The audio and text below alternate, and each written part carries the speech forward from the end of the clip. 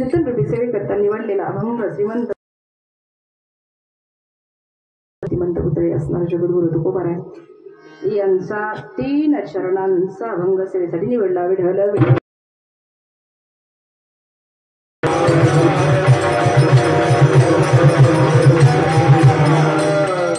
अभंगावर विवेचन पाहण्यापूर्वी अल्पसा परिहार द्यायचा. पिस्तमवाडी याच नगरीमध्ये चालत असणार देशमुख महाराज. तसे महाराजांनी पुढाकार घेतलेला आहे. तसेच आमचे नामदेव महाराज सुद्धा आहेत. सर्वच ग्रामस्थ आहेत. ज्या म्हणजे विशेष सांगायचं म्हणजे पहिलं वर्ष तरी सुद्धा काय रुबाब आणला या सोहळ्याला. काय रुबाब आणला तुम्ही. काय रुबाबदार माणसं आहे तुम्ही. पिस्तमवाडीकर टाळकऱ्याचा तर काय लोटच आणलाय. देशमुख महाराज या ठिकाणी आपण ज्या करता हा सोहळा आयोजित केलेला आहे ते म्हणजे विठ्ठल रुक्मिणी हनुमान महादेव पिंड मूर्ती प्राण प्रतिष्ठा व कलशारोहण सोहळा आणि महालक्ष्मी कलशारोहण सोहळा वर्धापन दिनानिमित्त हा या ठिकाणी सोहळा आयोजित केलेला आहे. पहिलंच वर्ष आहे. बाबले भारी नाद करा पण पिस्तमवाडीचा कुठं असं म्हणायला काय हरकत नाही. जेवायला तसंच घातलं आमच्या गुरुदेव महाराजांनी. वा वा वा काय इथं काय बोलावं. सगळं बोलावं तेवढं कमीच आहे बर का. सगळा सोहळा असा दैदिप्यमान सोहळा या ठिकाणी आयोजित केलेला आहे. आणि आता त्या सोहळ्यामध्ये आता मी सगळ्याची नावं घेत बसणार नाही कारण तुम्हाला माझ्याकडून काहीतरी चांगलं ऐकायचंय. सगळ्यांना सगळ्याची नावं माहिती आहेत बरं का देशमुख महाराज. फक्त तुम्हीच आमच्या परिसरात माहिती नव्हतात म्हणून नाव सांगितलं. नाही तर इथले सगळे सगळे ही सगळी आमचीच आहे ती. फक्त ही संस्था आणि तुम्ही तेवढं माहिती नव्हतं. हे भोयऱ्याचे महाराज आहेत. गोडाचं नियोजन केलेलं आहे या ठिकाणी. सिस्टीमवाले दादा शामनाथ नाव आहे. नावाला तडा जाता कामा नाही. आवाज खूप गोड दिलाय पण शेवटपर्यंत टिकवा. खरं सांगायचं म्हणजे आज जरा माझाच कसा खवखवतोय त्याच्यामुळे तुम्हाला लक्ष द्यावं लागेल तरच कीर्तन गोड होणार. नाही ते पिस्तमवाडी म्हणे लयच लयच पुकारीत होते. द्या मला सांगायचंय काय गोडाचं नियोजन केलेलं आहे. आणि विशेष म्हणजे सगळेजण कीर्तनाला आलेत. कसं कीर्तनाला आलंच पाहिजे. अहो गावकऱ्यांनी इतकं सुंदर नियोजन केलंय. काय भोक येतो का कीर्तनाला येऊन बसाय. सांगा ना मला तुम्ही काय करता घरी बसून. काय करता घरी बसून. पुन्हा नाही एवढे 7 दिवस झाले ना. पुन्हा तुम्हाला घरच उकरायचंय. पुन्हा नाही कीर्तनाला कोण कोण येऊन बसतं माहिती का. कीर्तनाला महिला येऊन बसतात. पाल कुठं राहते हो. पाल पाल पाल पाल पाल कुठं राहते. महिला मंडळ काय हो खाती काय पाल पाल पाल. ती शुद्ध शाकाहारी खाती की मांसाहारी खाती. नेमकं काय आहार काय. व्हेज खाती की नॉन व्हेज खाती. पाल पाल पाल किडे खाती. किडे म्हणजेच नॉनव्हेज खाती. लपती कुठं. लपती पाल पाल पाल. लपती कुठं. ज्ञानोबरायांच्या फोटोच्या पाठीमागं तुकोबरायांच्या फोटोच्या पाठीमागं खाती काय नॉनव्हेज खाती. किडे खाती. लपती कुठं. लपती कुठं. पाल कधीच कीर्तनाला येत नाही.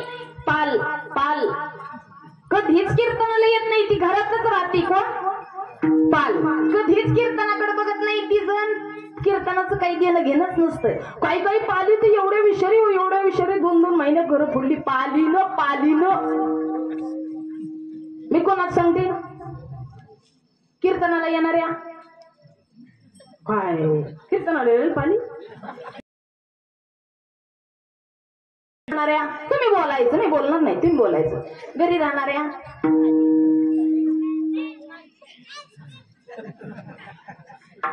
वरून म्हणती कसं बाई मी हरिपाठ घेतल्याशिवाय ना अन्न सुद्धा ग्रहण करत नाही. अन्न सुद्धा ग्रहण करत नाही. कोण म्हणती पाल म्हणती, पण त्या पालीला कुठं माहिती वर्षभर पुन्हा सप्ता पालीचं म्हणते महिला मंडळ.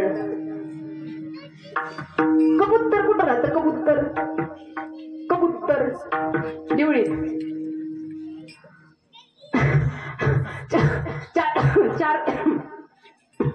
चार भिंती असणाऱ्या दिवळीत राहतो कोण? कबूतर. अहो काही काही कबूतर 70 वर्षाची झाली तरी सुद्धा मंदिरात गेली नाही. कोण? कबूतर. आणि मग नातो म्हणला कबूतर जा.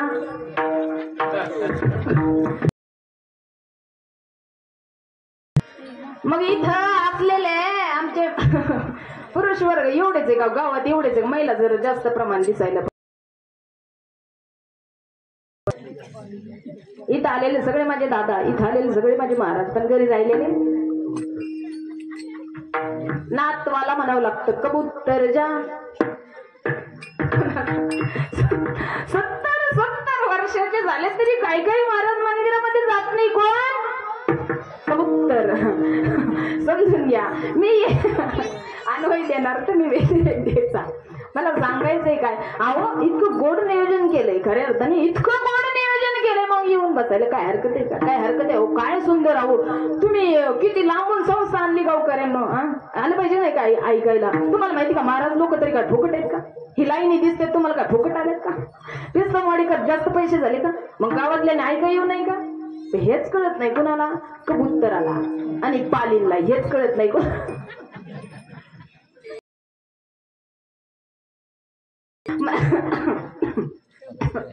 मला सांगायचंय काय, गोड असं नियोजन केले काहीतरी ऐकण्यासाठी. अरे काहीतरी घडावं आपल्या हातातून, म्हणून ज्यांचे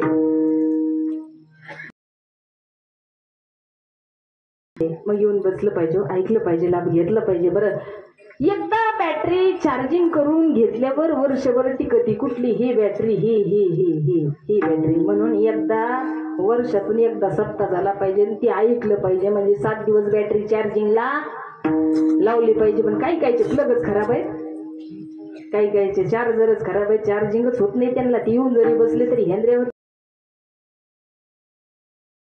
माझे तर कंटाळाच येतो. मी एक दिवशी त्यांना म्हणलं होतं, कोणाला? आमच्या महाराजांना. हो म्हणलं महाराज काय काय लयच हेंद्रेगत बसते, पुढे चिवून बसते, तो झोपाच काढते. ते म्हणले त्यांची काय चुकई झोपा काढायची, त्यांची काय चुकई झोपा काढायची. त्यांना कीर्तन गोड लागलं की झोपी का? त्यांना प्रपंचही गोड लागतो. जो जिथं प्रपंच गोड लागतो ते जास्त जागरण करतात, आणि जिथं कीर्तन गोड लागतं ते डबल झोपून पुढं बसणाऱ्याचा. ओ म्हणून मावशानं झोपू नका अजिबात. कोणी सुद्धा झोपायचं नाही. बिगोड असं तुमच्या पुढे कीर्तन ठेवणार आहे. ऐका ऐका ऐका ऐका ऐका. तुम्ही कुंभकर्णाच्या बायका व्हायच्या नाही दादांना. तुम्ही सुद्धा नाही केलाय. हे म्हणते आम्हाला सुद्धा सौभाग्यवती आहे महाराज. असं कसं काय म्हणता? कुंभकर्णाची बायको म्हणजे झोप, आणि त्या झोपीला कोणी सुद्धा जवळ येऊ द्यायचं नाही. जगाच्या मालकाचा काटा हा कुंभकर्णाने नाही काढला, जगाच्या मालकाने कुंभकर्णाचा काटा काढला. मग देव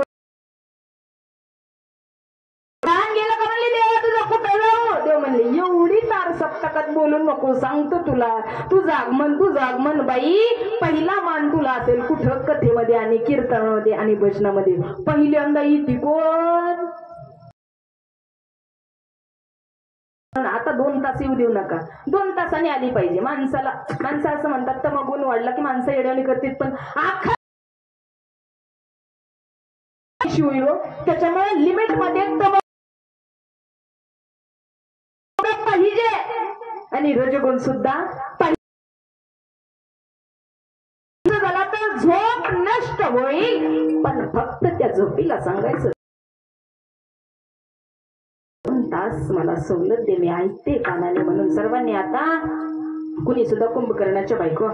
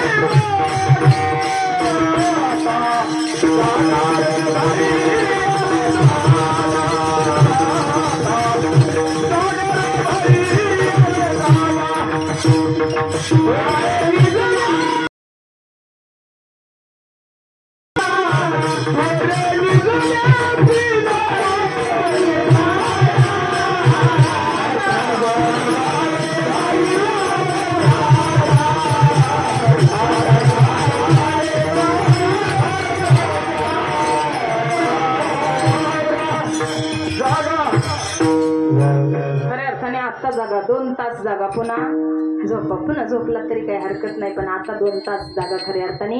आणि इतकं सुंदर नियोजन, इतकं गोड सप्ताह, राहिलेल्यांनी सुद्धा लगेच पट्टी देऊन टाका. मला मग अशी पट्टी ऐकून जरा वेगळं वाटलं. लयच मोठे मोठे आकडे होते का, दाखविण्याचे आकडे होते का, खरेच आकडे होते? खरेच आकडे होते. वा वा वा, मानलं पाहिजे अहो तुम्हाला. खरंच दान धर्म केला पाहिजे, खरंच पट्टी दिली पाहिजे. एक भिकारी होता, भिकारी त्याचा सुद्धा भाव रोज झोळीमध्ये 2-4 दाणे टाकून जायचा. का? त्याचा सुद्धा भाव असा होता की रिकाम्या हाताने जाऊ नये. जसं माझ्या मावशा म्हणतात ना, बाई लिकीच्या गावाला चालले, पिशवीत काहीतरी थोडस नेते. नाही माझ्या घरातले पण थोडस नेते, रिकामी पिशवी नेऊ नाही बरं का, रिकामी पिशवी नेऊ नाही. तसा भिकाऱ्याचा सुद्धा भाव होता. काय? रिकामी पिशवी नेऊ नाही, रिकामी झोळी नेऊ नाही. त्यांनी 2-4 आपले दाणे त्या पिशवीमध्ये टाकले. पण पिशवी एवढी आज मला दान द्यावे, भिक्षा द्यावी की खऱ्या अर्थाने मला दुसऱ्या दिवशी भिक्षा मागण्याची सुद्धा गरज पडली नाही. भिकाऱ्याचा भाव.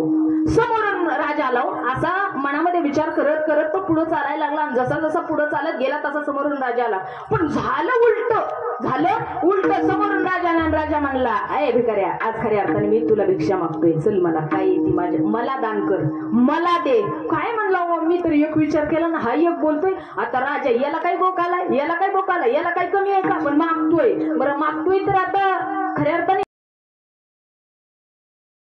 दान दिलं म्हणून त्याने झोळीमध्ये हात घातला. झोळीमध्ये जसा हात घातला ना, तो जसा झोळीमध्ये टाकणार तेवढ्यात विचार केला, याला काय कमी आहे, अख्खे झोळीत हात झुटकला आणि 2 आणि राजा निघून गेला. भिकारी झोळी फुल झाली. जसा घरी आला का, खाली ओतली अंतरुणावर. जशी झोळी खाली ओतली, जेवढं राजाला स्वतःच्या हाताने दान दिलं होतं ना महाराज, आणि मग मोठ्याने रडायला लागला. देवा, अरे सगळी अख्खी मूठ जर मी राजाला दिली असती तर एवढं हिरे झाले असते. आयुष्यात कधीच भीक मागायची मला गरज पडली केला. म्हणून महाराज कधीच दान द्यायला कंजूसपणा करायचा नाही. देव कुठल्या ना कुठल्या रूपाने त्याचा हिरा बनवून आपल्या पदरात घालतो. विढल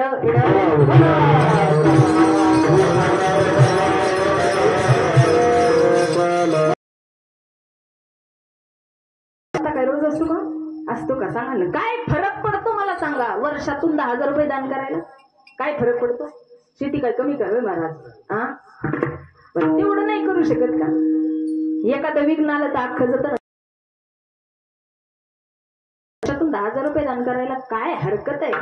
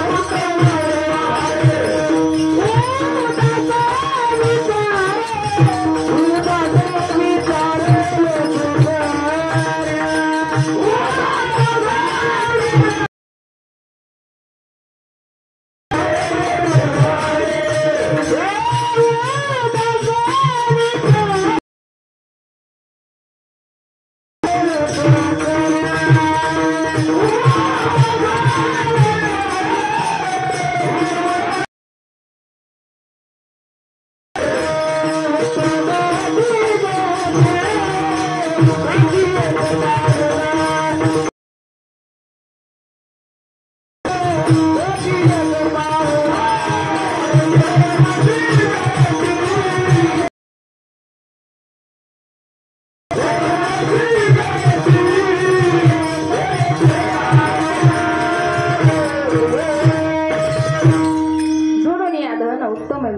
खऱ्या अर्थाने धन जोडावं, पण व्यवहार मात्र उत्तम असावा. उत्तम व्यवहार करून जोडलेलं धन घरच्या कुटुंबासाठी लागतं शेवटपर्यंत, पण चांगल्या मार्गाने. प्रथमं नार्जित विद्या, द्वितीयं धन, तृतीयं यश कीर्ती, चतुर्थम किंकरिषी. चौथ्या आश्रमाला गेल्यावर काय कमवणार आहे दादा? नंतर तुम्हाला वाटतं का लय सुना झोपाळा आली दिली तर? नाही नाही नाही नाही. त्याच्यामुळे माणसाने वयाच्या 25 वर्ष अभ्यास करावा. ज्या 25 वर्ष केलेल्या अभ्यासावर 25 ते 50 वर्ष धन कमवावं. धन आणि 50 ते 75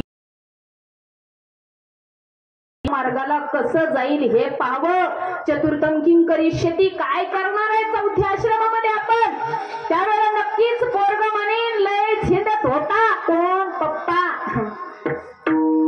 नाही सांभाळणार नाही. त्याच्यामुळे अगोदर धन कमवावं लागेल. संसार सोडायची गरज नाही. परमार्थ करायचं म्हणजे संसार सोडायचं का? आणि कोण म्हणतो संसार सोडल्यावर देव भेटतो? अजिबात कोणाला भेटला नाही, भेटणार नाही. कुठल्या साधू संतांनी संसार सोडला? संसार सोडायचा नाही. संसार करत असताना जो परमार्थ करतो ना,